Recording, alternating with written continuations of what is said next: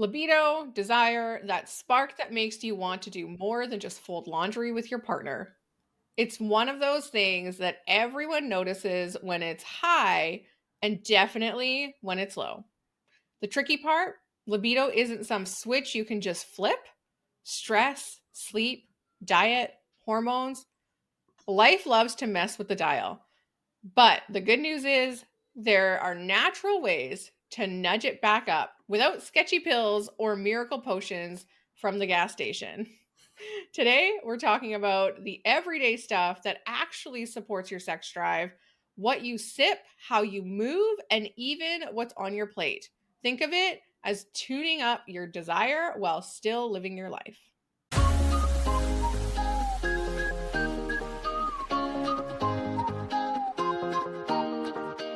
Welcome to Taboo Talks Not Safe for Brunch, where nothing is off the table.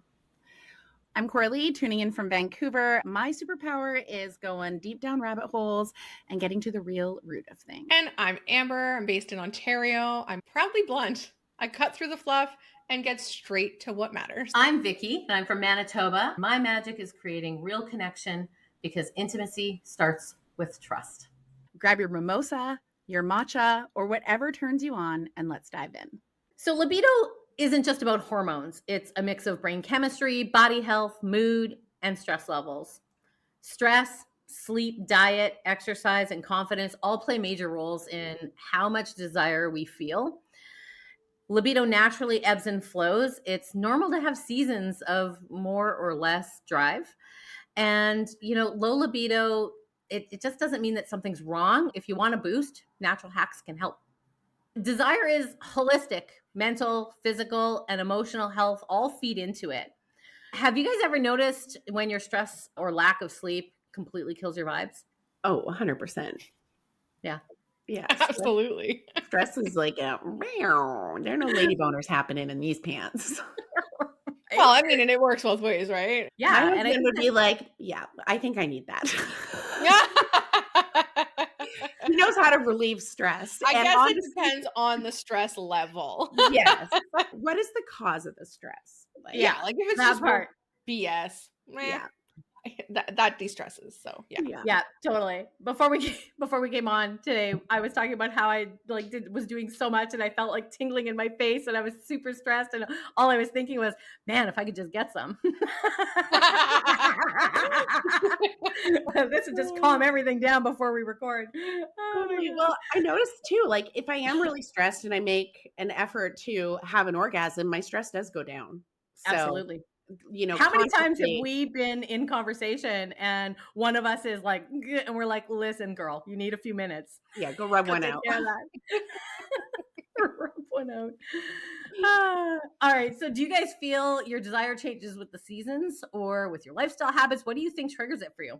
Personally, I don't really notice anything seasonal, but definitely lifestyle habits. Like when I'm, getting regular exercise, taking better care of myself, then definitely notice a peak in my libido.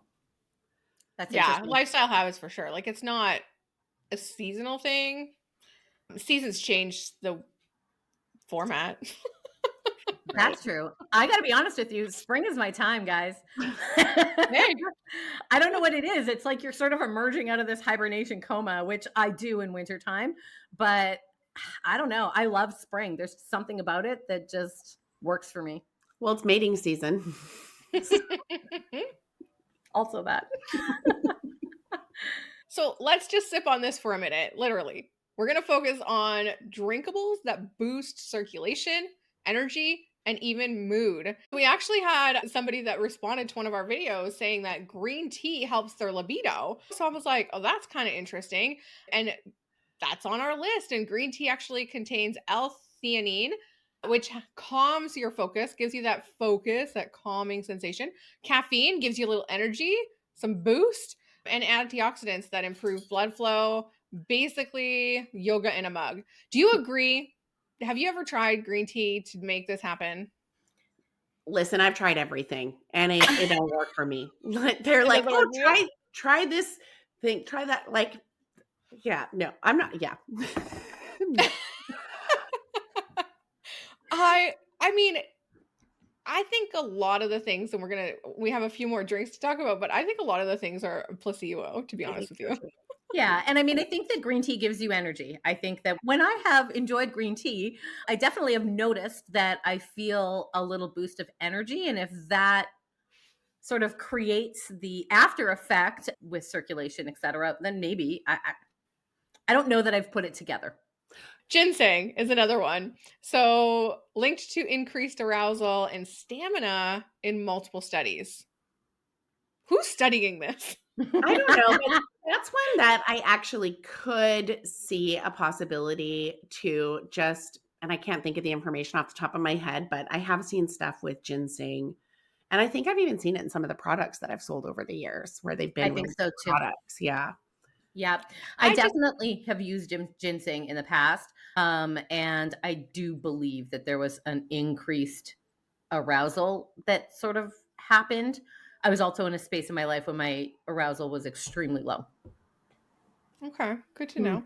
I don't buy it. I think that, some study comes out, says ginseng's good or this is good or that's good. And then all of a sudden people are like marketing experts and everything has ginseng because it's Right. going to boost your, you know, I, I'm not a believer. I'm going to continue. Can I tell you what I just read about ginseng though? I would love to know what you just Yeah. read about ginseng and marketing. Yeah, no, so it wasn't a marketing, but it was just saying how it works is the active compounds called ginsenosides, they help dilate arteries, which increases blood flow to the genital area. So, anything that increases blood flow, it's going to have an effect, but is it going to be like, take me now, baby? I don't know about that. The next one is maca root, a Peruvian root known as nature's Viagra. So traditionally used to enhance sexual desire. I've never heard of it, so I don't know. I have Yeah. no frame of reference on this one either. Where Yeah. where do we get this? I mean, these are things, I think some of these ingredients or some of these drinks show that these are things that people have been talking about since long before studies came out, right? Like Right. Sure. Yeah. like in ancient times, obviously they were trying to figure stuff out. Maybe someone was going through a period where they just weren't feeling the love as much. And so I just find it fascinating. Wow, people have been talking about this for thousands and thousands of years. Yeah. Sure have. I did a quick search. It looks like as easy as your local grocery store. I'm not sure if you'd want to do a little more in-depth research on where you wanted to source that from, but interesting. Yeah, and I would say time you're going to add something like this, talk to your doctor because there's so many natural things that can interfere with medications that you take. Yeah. Including the ginseng that we just talked about Mhm. for sure. Talk Mhm. to your doctor about ginseng before you take it.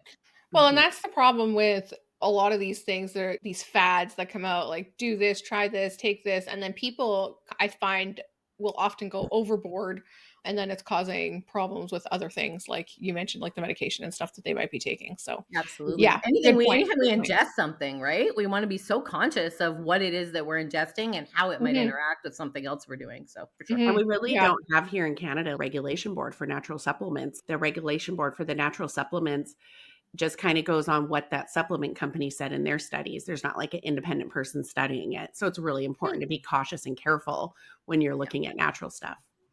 So listen, your morning coffee, depending on what you put in it, can double as an aphrodisiac. You guys, what's your go-to morning drink? Are you drinking aphrodisiac inspired items? Are you caffeine all the way? What's going on? I'm all caffeine all the time.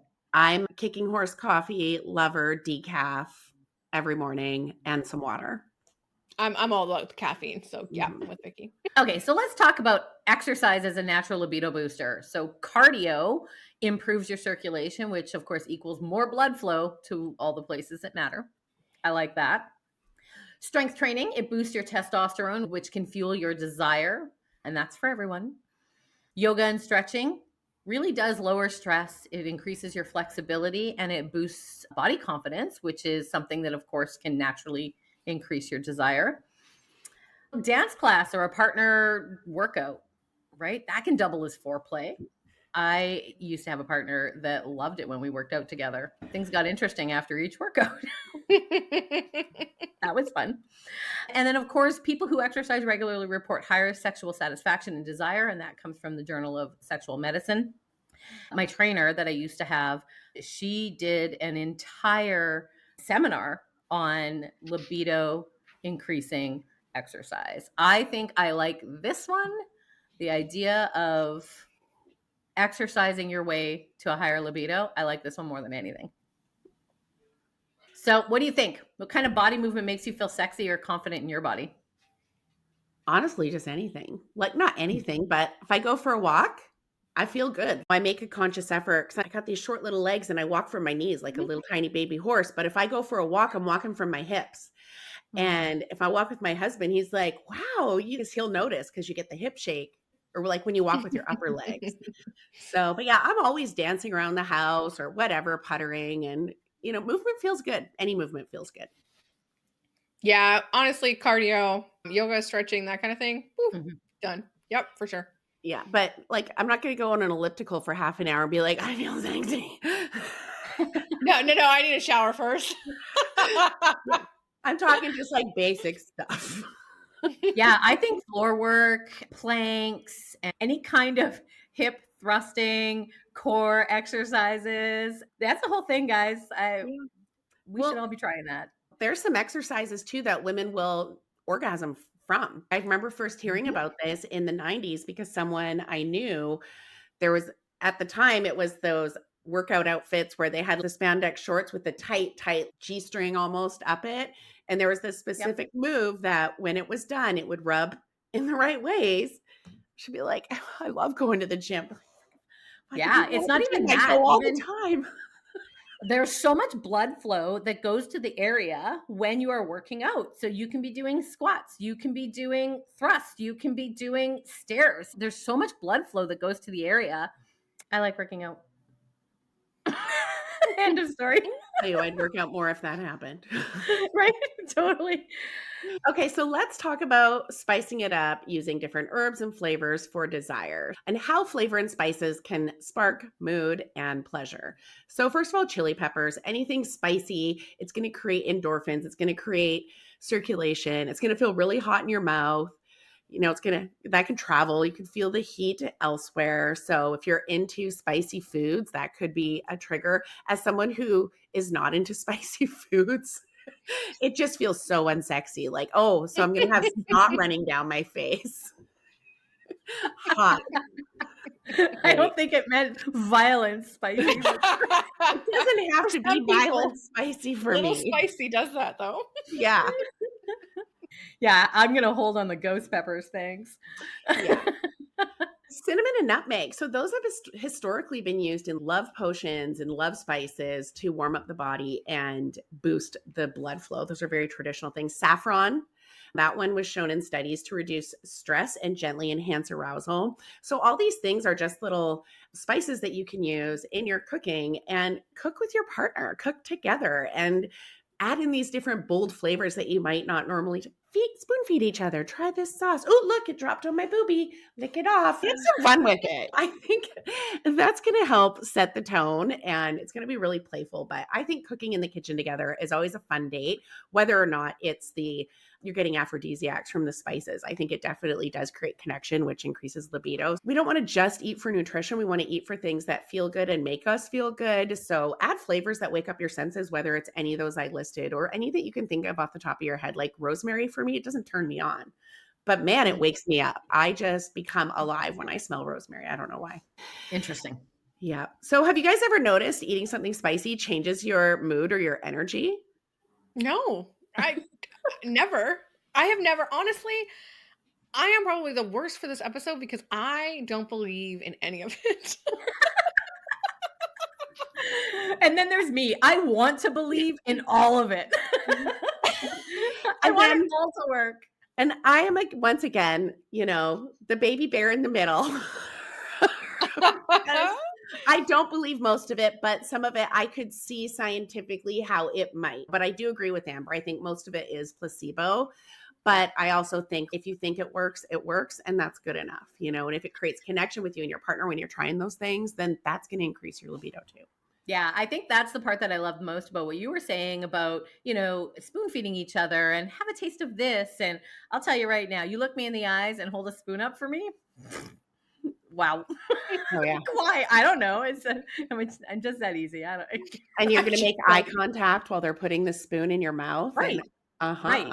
That's the stuff I think Right. for me that I buy into the most. And, I love flavor. So for me, there's something warm and loving and exciting about sharing food. And yeah. Mm-hmm. So yes, I guess I have noticed it eating, maybe not something spicy particularly, just maybe the situation's a little spicy. I like that. Yeah. So food is foreplay, and no, not the fun way like whipped cream. All right. Nutrition and foods linked to libido. Zinc, pumpkin seeds, oysters, nuts support testosterone and sperm health.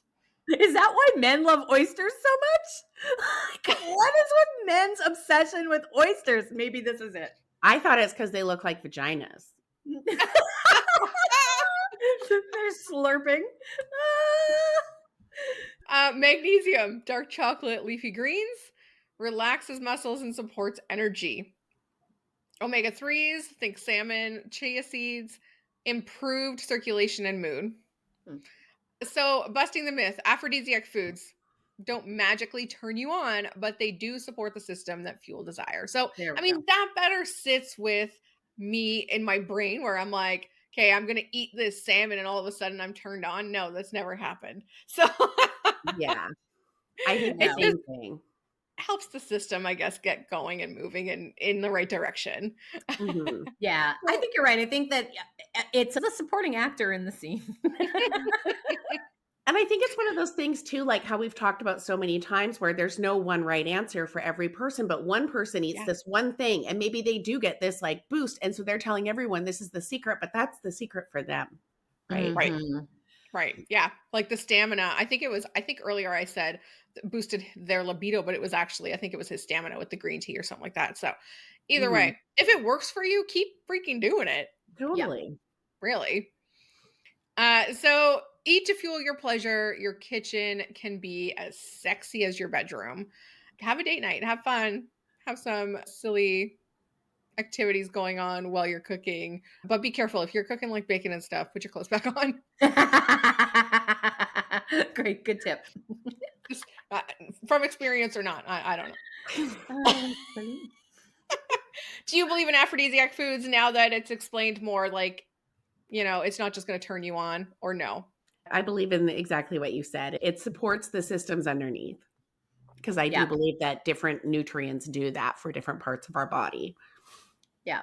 And I think that the action within the delivery of said foods, that's going to be a deal maker. Right. And then we have like associations too, right? Like we associate chocolate covered strawberries with romance. So that Right. might, you know what I mean? Anyways. Totally agree. Okay, so let's talk a little bit about stress and sleep and confidence. Any kind of meditation, breath work, therapy can free up that mental energy for intimacy. I think that's something that I like to be in control of, and it makes me feel in control. Sleep, of course, one bad night can tank your libido. Rest is just the OG aphrodisiac, right? We need to get our rest. We need to feel like we have energy. When we have not slept, we are no one's friend. See, this is the section I could really get into. I'm like, yes, yes, yes. This all helps with libido. Follow all of this, and it'll work okay. Right. And it's in your control. I think that's the other part that I like about it is Yeah. that this isn't just take this thing and then it's going to do something to you. No, no, no, no. You can control this. This is something that's in your wheelhouse.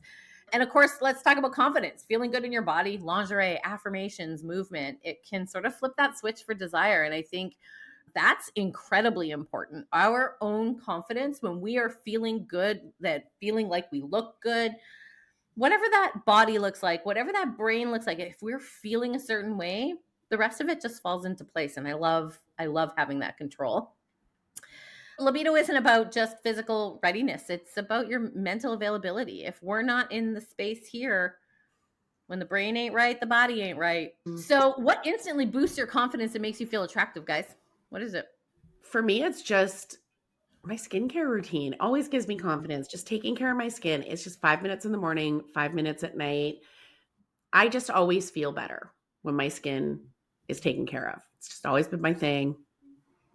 Yeah, I think just a cute outfit or even lingerie, that'll do the trick. Even like sexy brown panties, you know what I mean? You know it's under there. It's definitely boosting the confidence. Mhm. I love that too. For me, I think my confidence is boosted.